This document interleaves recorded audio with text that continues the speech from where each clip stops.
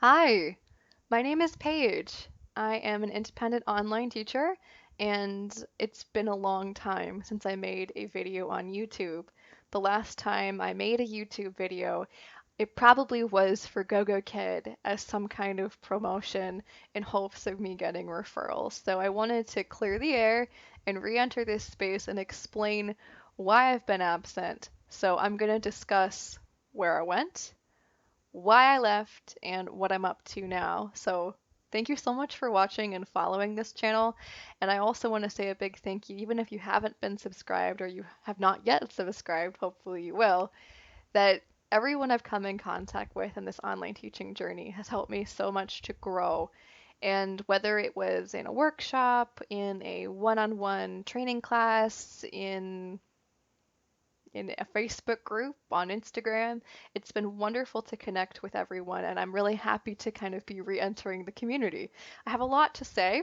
There's a lot to discuss, so please grab some tea, grab a snack, and we will get into it. So, where did I go? I went a few places. I left GoGoKid and I started teaching privately as an independent teacher. I also started working as a full-time teacher for a large corporation, that corporate education model. I also became pregnant. I was pregnant in 2020 and I gave birth to my daughter and was on maternity leave. So that's the whole thing. Maternity leave is not vacation. So I was not on vacation. uh, I was at home working really hard for an online school and also teaching independently. And then I took my maternity leave to give birth to my daughter, and she's 6 months old now. So I'm re entering after my maternity leave as a new mom. So life has been really busy, but it's been wonderful to teach students again now that I have my own daughter because now I really know how much people trusted me with their own children now that I have my own child. So I'm blown away by that every time I teach now. Now, this is the tea. This is probably what most people want to know, right? Paige, why did you leave GoGoKid? Where did you go? I couldn't respond to messages during that time. I was just too burnt out. The primary reason why I left was teacher burnout. And I had to leave GoGoKid because it was not healthy for me anymore. Mentally, it put me in an unhealthy mental space. I wasn't the best version of myself either, and I wasn't physically well, actually. There were periods in my GoGoKid teaching career where I drank so many energy drinks, I literally dissolved my stomach lining, and I could only eat crackers. I drank so many Bang energy drinks, I think the summer of 2019, that I couldn't eat food. That is absolutely ridiculous.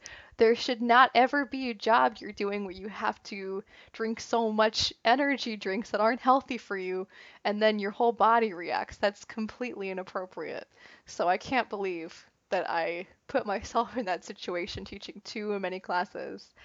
I also was really burnt out because I was stretched too thin.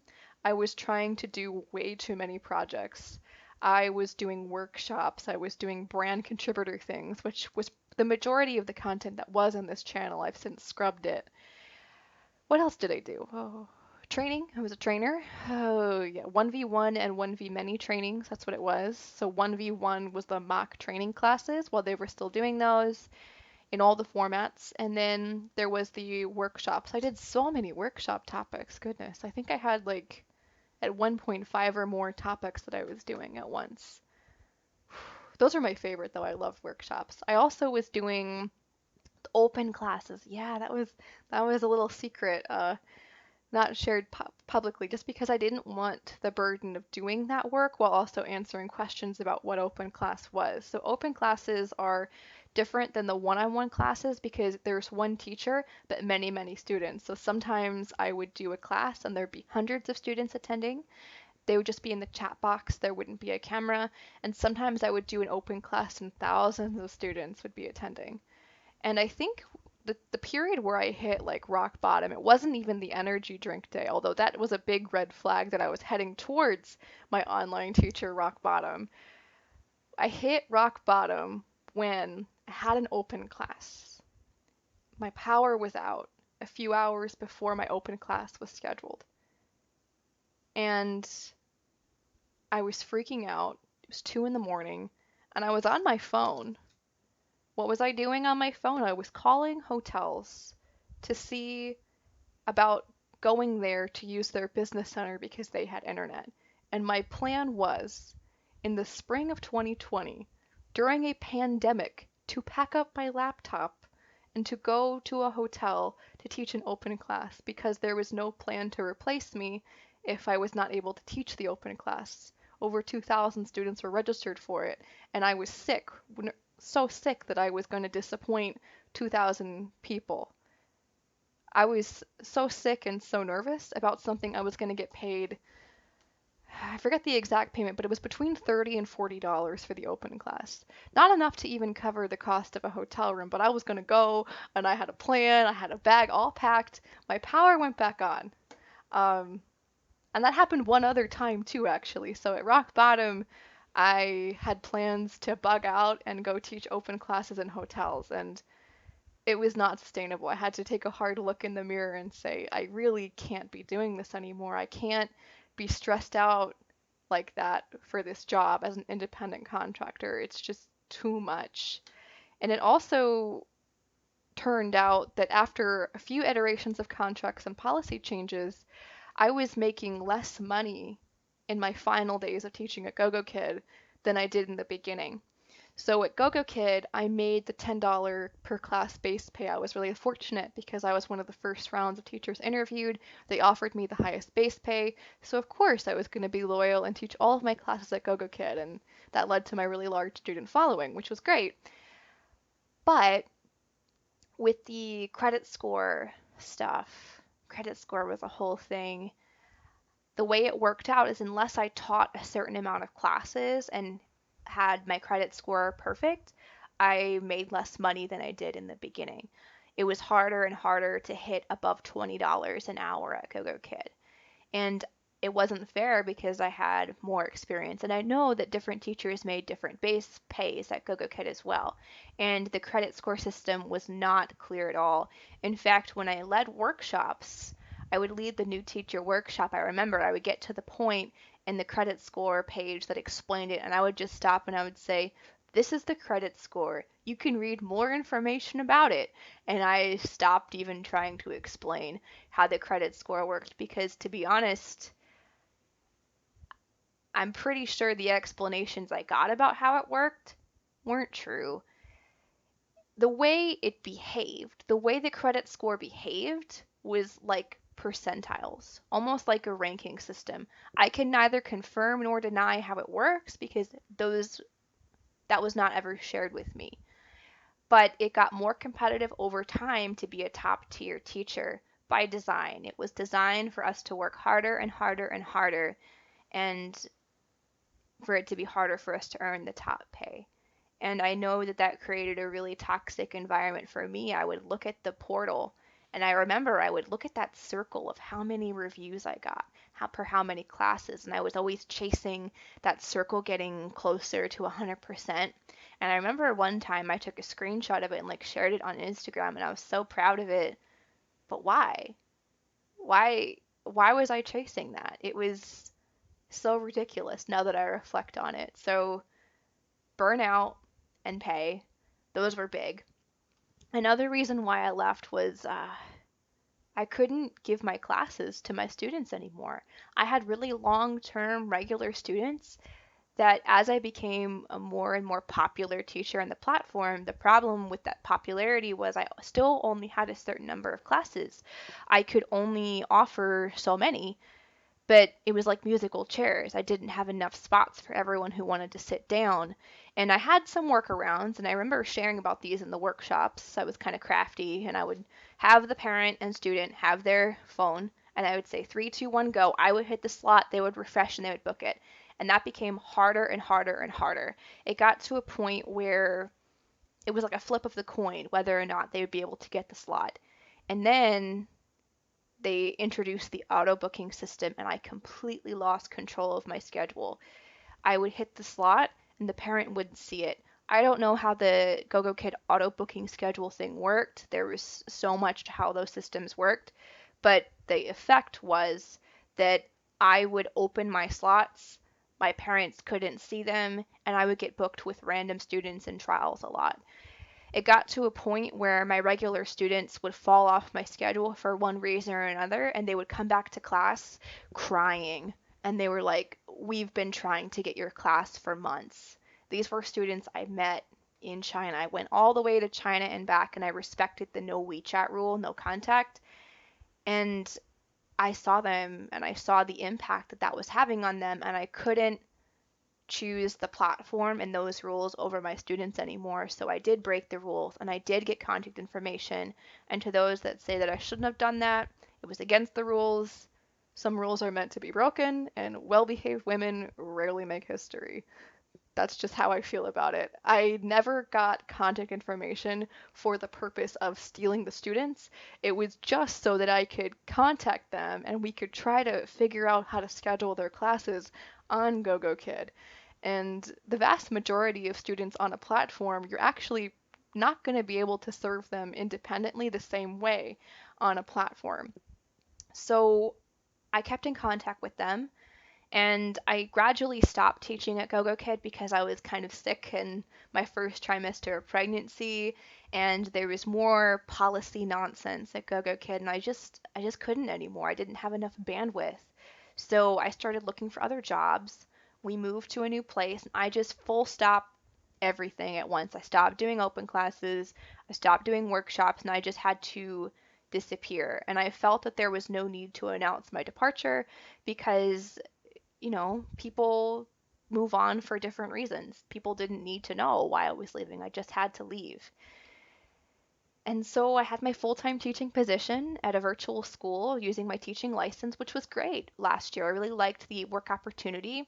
And the reason why I didn't go back to that particular position was because the cost benefit analysis of salary versus what it costs in my area where I live for daycare just didn't work out. On the side last year, when I left the platform, I had a few very motivated families who did want to work with me individually. So I started teaching a little bit on the side. And I didn't really know what I was doing that first year. I just did conversation based classes and I kept it really casual. And as that progressed with those few students, I learned more about how to better plan lessons for them, and I learned more about how I can match them with better, more professional grade curriculums, and I became much better at teaching independently.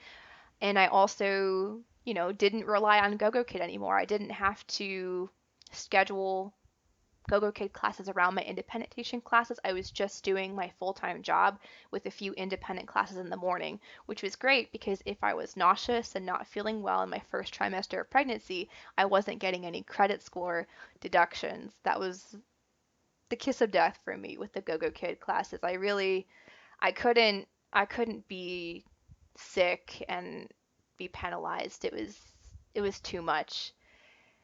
And that led me to finishing out the year and my maternity leave, and I became better and better teaching my independent students, and they were very patient with me, and they were waiting patiently for me to return from maternity leave, and all of this stuff that's been happening on the platforms has been the impetus for me returning from my maternity leave. It's been a bit of a dumpster fire. I think you might be able to see my friend dumpster fire in the background that was gifted to me by my husband because it's been a pretty difficult return from maternity leave. All of a sudden, my students that were able to take some classes here and there on platforms had no other options, and I had a lot of interest in students who wanted to take classes with me as an independent teacher. And I obviously can't serve everybody. The same on a platform. You're going to get to a point where you can't serve everybody, and you certainly can't. So I'm back, and what I'm up to now is I just teach my independent students in the morning. I have some students who are based in China and some students that are outside of China. I have a student in Japan and their friends. So that's where I'm at. I just teach that time zone right now because that's when my baby girl is asleep, and I'm only able to just teach 1 hour in the mornings, Monday through Friday.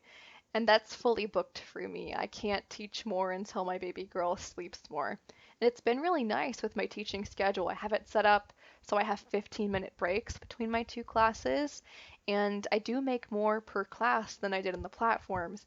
But you have to realize with independent teaching, you have to calculate your prep time and your admin time, as well as cost of curriculum if you're purchasing a curriculum. So there's a lot that goes into figuring out your price, class packages that you sell. That's a whole thing. And I've had a lot of questions from other teachers about how to teach independently.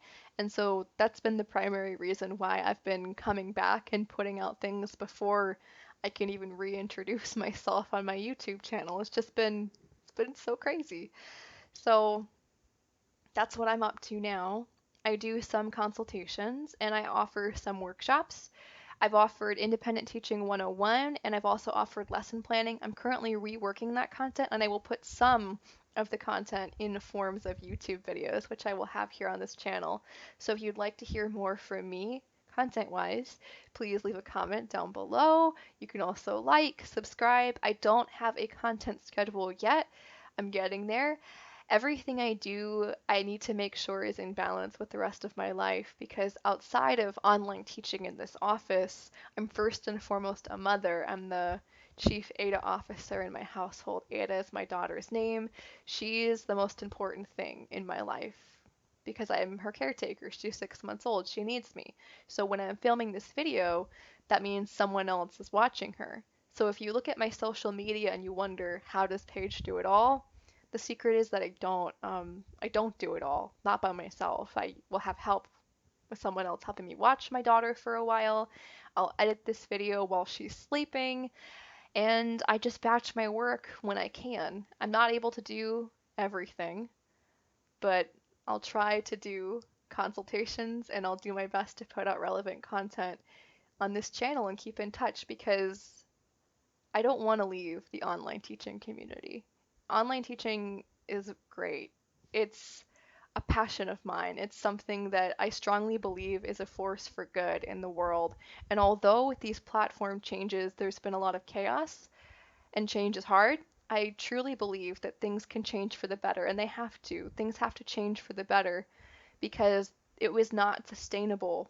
The entire situation on the platforms was not sustainable for the students, it was not sustainable for the teachers, and most companies didn't actually make any money. So we have to figure out a better way forward. And we have to also think outside the Chinese market too. We have to diversify. If we're in business for ourselves, we need to not just rely on one market as teachers for our products. So that's that. That's where I went. That's why I left, and that's what I'm up to now. Feel free to shoot me an email. I'll put it down below, pedalpedagogy@gmail.com. I will also have more content coming out soon. So if you have specific requests on what you'd like to see more of, feel free to leave me a comment, and I will catch you later. Thank you so much for joining me. I really appreciate it. Have a great day. Bye.